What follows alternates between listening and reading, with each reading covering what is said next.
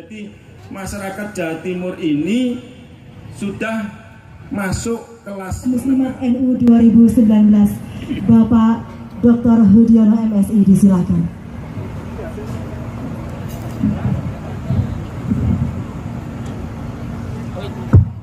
Bismillahirrahmanirrahim. Assalamualaikum warahmatullahi wabarakatuh.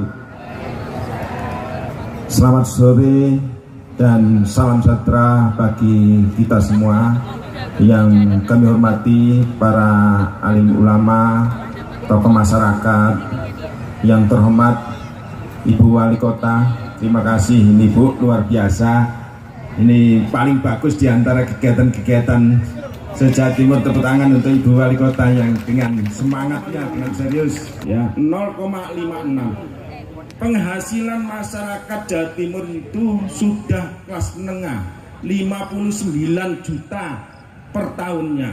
Jadi masyarakat Jawa Timur ini sudah masuk kelas menengah, dan harapan Ibu Gubernur, salah satu program beliau adalah untuk meningkatkan kesejahteraan ini. Kita juga harus hati-hati. Rakyatnya bekerja keras luar biasa, Pancasila pandangan hidupnya.